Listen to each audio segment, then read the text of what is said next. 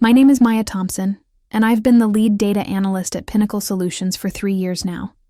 3 years of crunching numbers, finding patterns that others miss, and watching executives take credit for insights I've provided. I'm 32, have a master's degree in statistics from Northwestern, and I've learned that in corporate America, sometimes the most valuable people are the ones who speak the least. The October air in downtown Chicago was crisp as I walked into the Fairmont Hotel that Tuesday morning. Our quarterly leadership retreat was being held here, 24 hours of strategy sessions, team-building exercises, and what our CEO, David Stone, liked to call visionary thinking. I clutched my coffee tighter as I entered the marble lobby, already dreading the day ahead. Pinnacle Solutions isn't a household name, but we're a solid mid-size consulting firm specializing in digital transformation for manufacturing companies. We help factories become smarter, more efficient, more profitable. It's the kind of work that doesn't make headlines but keeps the economy running. I love the analytical side of it, finding the story hidden in spreadsheets, uncovering inefficiencies that cost companies millions. Maya, there you are. Angela Foster, our VP of Operations, intercepted me near the elevator bank. Her perfectly styled blonde hair didn't move as she rushed toward me, clipboard in hand. I need to talk to you before we go up. I set down my coffee on a nearby table, already sensing this conversation wouldn't be pleasant. Angela had that look, the one she gets when she's about to ask me to do something that benefits her, but puts me in an uncomfortable position. "What's up?" I asked, trying to keep my voice neutral. "Look, Maya, I know you've been working on the Peterson Industries analysis, and I know you've found some concerning patterns in their operational data." She glanced around the lobby, making sure we weren't overheard. "But today's presentation is crucial. David has been working on this partnership for months, and the Peterson executives will be joining us virtually for the afternoon session." I felt my stomach tighten. 3 weeks ago, I'd been assigned to analyze Peterson Industries' manufacturing data as part of a potential long-term consulting contract. What I'd found wasn't pretty. Systematic inefficiencies, questionable reporting practices, and financial discrepancies that suggested either gross incompetence or deliberate manipulation. The kind of red flags that should make any consulting firm run in the opposite direction. "Angela, the data doesn't lie. Peterson Industries has serious operational issues that go beyond what we typically handle. Their inventory management alone shows—" "Maya," she cut me off, her voice sharp. "I need you to understand something. This contract could be worth $12 million over 3 years. $12 million. That's not just David's bonus. That's job security for everyone here, including you." The weight of her words settled over me like a heavy blanket. I'd watched Pinnacle Solutions struggle through the past year as several major clients had pulled out, citing budget constraints. The office had that tense atmosphere of a company trying to maintain optimism while quietly preparing for potential layoffs. "What exactly are you asking me to do?" I asked, though I already knew. "I'm asking you to be a team player. During today's discussions, let David and the senior team handle the Peterson presentation. Don't volunteer any information that might complicate things. We need this deal, Maya. We all need this deal." I stared at her, processing what she was really saying. "Stay quiet. Don't mention the red flags. Let them walk into a potentially disastrous business relationship because we need the money. This isn't right, Angela. If Peterson has these issues and we don't address them up front, we're setting ourselves up for failure. When their problems inevitably surface, it'll be 10 times worse for our reputation. Maya, I'm not asking you to lie. I'm asking you to be strategic about timing.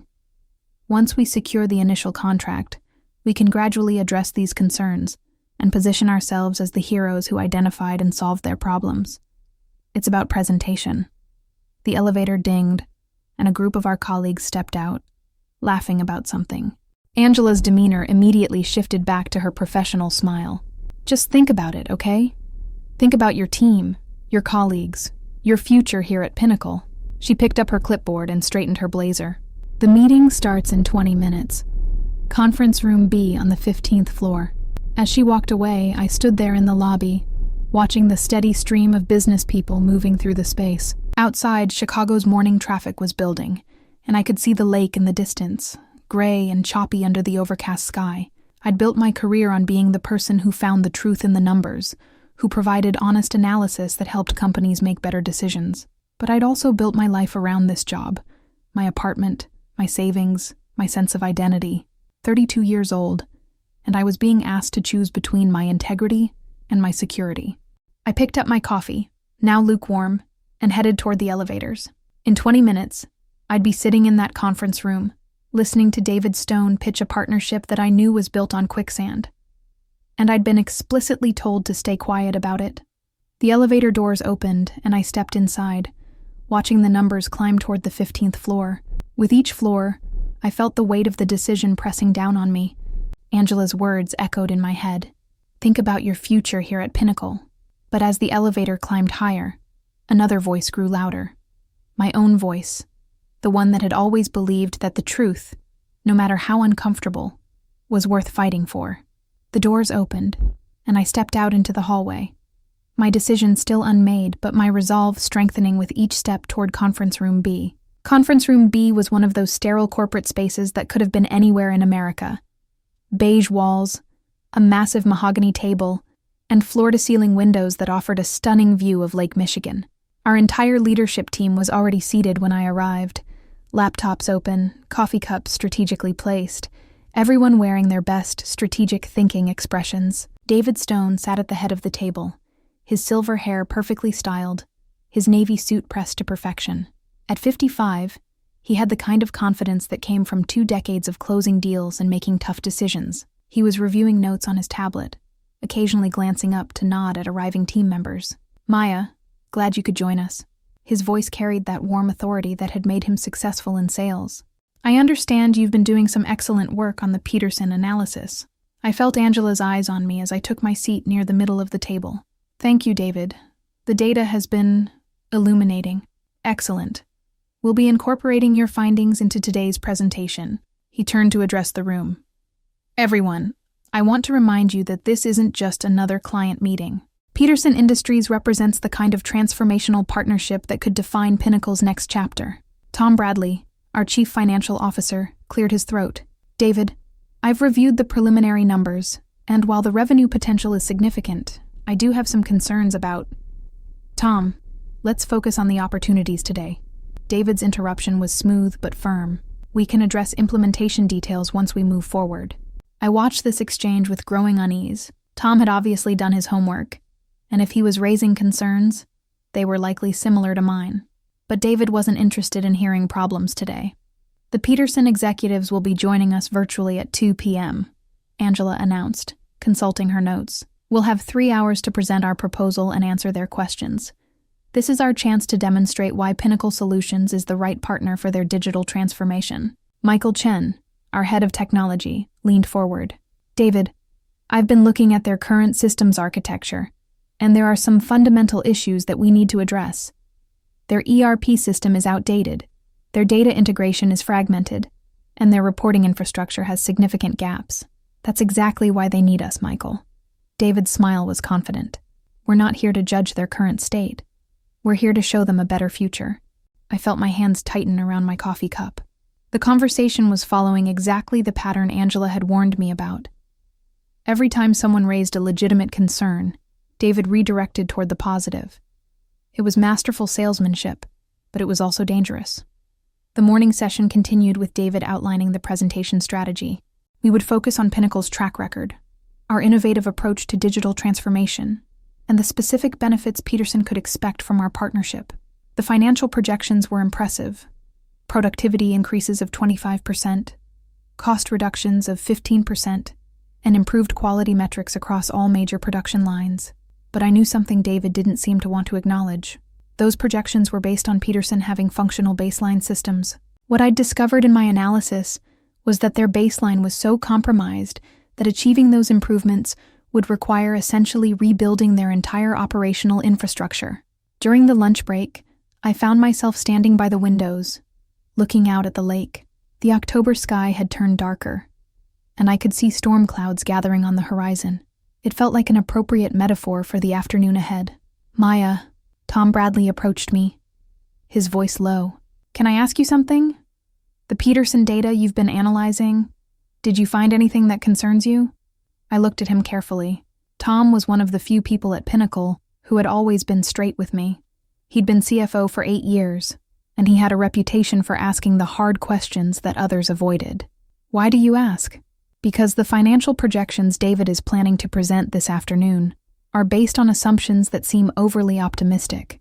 I've seen companies like Peterson before, and usually when they're seeking this kind of comprehensive consulting engagement, it's because they're in deeper trouble than they're admitting. I felt a moment of relief. Finally, someone else who was seeing the same red flags I was. Tom, I started to speak, then remembered Angela's warning. I glanced around the room and saw her watching us from across the space. I think David's presentation will be very thorough. Tom studied my face for a moment, and I saw understanding flicker in his eyes. I see. Well, I hope you're right. At 2 p.m. we reconvened in the conference room. The large monitor at the end of the table displayed the Peterson Industries logo, and David was making final adjustments to his presentation. Angela had positioned herself where she could see everyone's faces, and I noticed she kept glancing in my direction. Good afternoon, everyone. David's voice filled the room as the Peterson executives appeared on screen. I want to thank you for joining us today. I'm confident that what we're about to share will demonstrate why Pinnacle Solutions is the ideal partner for Peterson's digital transformation journey. Robert Peterson, the company's CEO, appeared to be in his early 60s, with graying hair and the weathered look of someone who'd spent decades in manufacturing. His CFO, Janet Walsh, sat beside him, tablet in hand, ready to take notes. We're looking forward to it, David, Peterson said. As you know, we've been evaluating several consulting firms, and we need to make a decision within the next 2 weeks. David launched into his presentation with the polish of a seasoned professional.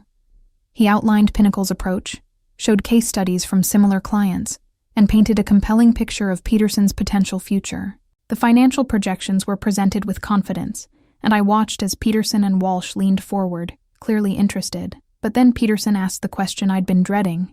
David, this all sounds impressive, but I need to understand the baseline. What's your assessment of our current operational state? Where are the biggest challenges we'll need to address? David's smile never wavered. That's an excellent question, Robert. Maya Thompson, our lead data analyst, has been conducting a comprehensive review of your systems. Maya, would you like to share your findings? The room fell silent. Every eye in the conference room turned to me, and I could see Peterson and Walsh on the screen, waiting for my response. Angela's expression was a mixture of warning and desperation. The silence that followed my words was deafening. I could hear the air conditioning humming, the distant sound of Chicago traffic 15 floors below, and what felt like the collective held breath of everyone in the room. David's confident smile had frozen on his face, and Angela looked like she'd just watched a car accident in slow motion. Critical issues? Robert Peterson's voice came through the speakers, cutting through the tension. I'm listening. I glanced around the table one more time. Tom Bradley gave me an almost imperceptible nod, while Michael Chen leaned forward with interest. Angela's face had gone pale, and David was making subtle gestures for me to stop. But I'd already crossed the line. There was no going back now. Mr. Peterson, in my analysis of your operational data, I've identified several structural problems that need to be addressed before any digital transformation can be effective. I opened my laptop and pulled up the spreadsheet I'd been working on for weeks. Your inventory management system shows discrepancies of nearly 30% between reported and actual stock levels. Your production scheduling data indicates chronic inefficiencies that suggest either equipment failure or process breakdown. And your financial reporting shows inconsistencies that could indicate either system integration failures or more serious underlying issues. The room was so quiet I could hear Janet Walsh typing on her tablet through the speakers. Robert Peterson's expression had shifted from polite interest to sharp focus. Can you be more specific about these discrepancies? He asked. I took a deep breath. Your Q3 production reports show output numbers that don't match the raw material consumption data. Either you're using significantly more materials than reported, or you're producing significantly less than claimed. The variance is too large to be explained by normal operational fluctuations. Maya, David's voice was low and warning. Perhaps we should discuss these details in a separate technical session. But Peterson held up a hand. No, David. I want to hear this. Maya, what else did you find? The floodgates were open now. 3 weeks of suppressed concerns came pouring out. Your equipment utilization reports show machines running at full capacity, but your energy consumption data doesn't support those numbers. Your quality control metrics indicate a 5% defect rate, but your customer returns suggest it's closer to 15%. And your workforce productivity numbers don't align with your payroll data. I could see Angela making frantic hand gestures in my peripheral vision, but I kept my eyes on the screen. Mr. Peterson, these aren't just data entry errors. These are systemic issues that suggest your current reporting infrastructure is fundamentally unreliable. Any digital transformation built on this foundation would be like building a house on sand. The Peterson executives were having a whispered conversation off camera. When they returned, Robert Peterson's expression was grim. Maya, are you suggesting that our internal reporting is... I'm suggesting that your systems aren't talking to each other effectively, and that's creating a cascade of data integrity issues. Without addressing these fundamental problems first, any new digital systems we implement would simply amplify the existing errors. Janet Walsh leaned into the camera. What would you recommend as a first step? I felt David's eyes burning into me, but I continued. A complete operational audit.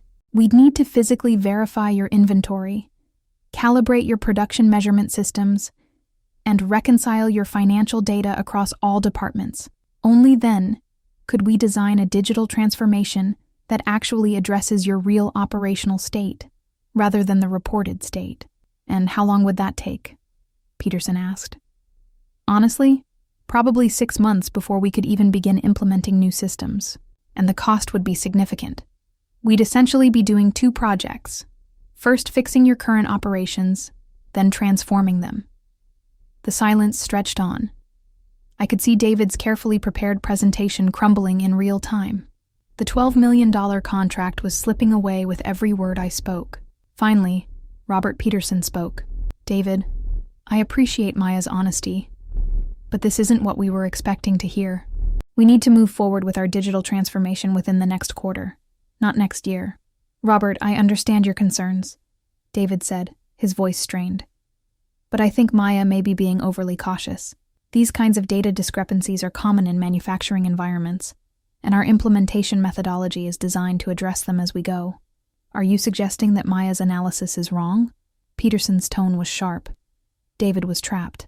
He couldn't contradict me without undermining his own data analyst, but he couldn't support me without admitting that his presentation had been built on false assumptions. I'm suggesting that there are different ways to interpret operational data, David said carefully, and that we can address these concerns as part of our implementation process. But Peterson was already shaking his head. David, if your own analyst is telling us that our baseline data is unreliable, then any projections you've shared today are essentially meaningless. We can't make a $12 million decision based on meaningless projections. I watched as months of David's work evaporated in a matter of minutes. The contract that was supposed to save Pinnacle Solutions was disappearing before our eyes, and everyone in the room knew it was my fault. We need to think about this, Peterson continued. Maya, would you be willing to put together a detailed report on these issues? And David, we'll need to discuss a completely different approach to our partnership. Of course, I said, though I could feel the weight of my colleagues' stares. We'll be in touch, Peterson said. And the screen went dark. The conference room fell silent again. But this time it was a different kind of silence, the kind that comes after a disaster, when everyone is trying to process what just happened. David closed his laptop slowly, his movements deliberate and controlled. When he looked up, his eyes found mine immediately. Maya, he said, his voice deadly calm. I'd like to see you in my office, now. As I packed up my materials, I could hear the whispered conversation starting around the table. Angela was staring at me with something between horror and admiration. Tom Bradley was nodding thoughtfully, as if he'd expected this outcome. Michael Chen was already on his phone, probably calculating how this would affect his own projects. I followed David out of the conference room, my heart pounding, but my conscience clear. In the hallway, he stopped and turned to face me. Maya, what you just did in there. He paused, searching for words. You just cost this company $12 million. You understand that, right? I understand that I told the truth about data that could have cost us much more than $12 million if we'd proceeded without addressing it. His laugh was bitter. The truth? Maya, the truth is that we're struggling to keep this company afloat. The truth is that I've got 43 employees who depend on this job to feed their families. The truth is that sometimes you have to take calculated risks to survive. David, No. He held up a hand. You've said enough for one day. We'll discuss this tomorrow. But I want you to think long and hard about what kind of team player you want to be. Because right now, you're not acting like someone who wants to be part of this team. As he walked away, I stood in the hallway, surrounded by the luxury of the Fairmont Hotel, watching the storm clouds gather outside the windows. I'd just made the biggest professional decision of my life, and I had no idea whether I'd done the right thing or destroyed everything I'd worked for. But for the first time in weeks, I felt like I could breathe again. The weight of carrying someone else's secret was gone, replaced by the uncertain but honest weight of living with the consequences of my own choices. The storm was coming, both outside and inside Pinnacle Solutions, and I was about to find out whether I was strong enough to weather it.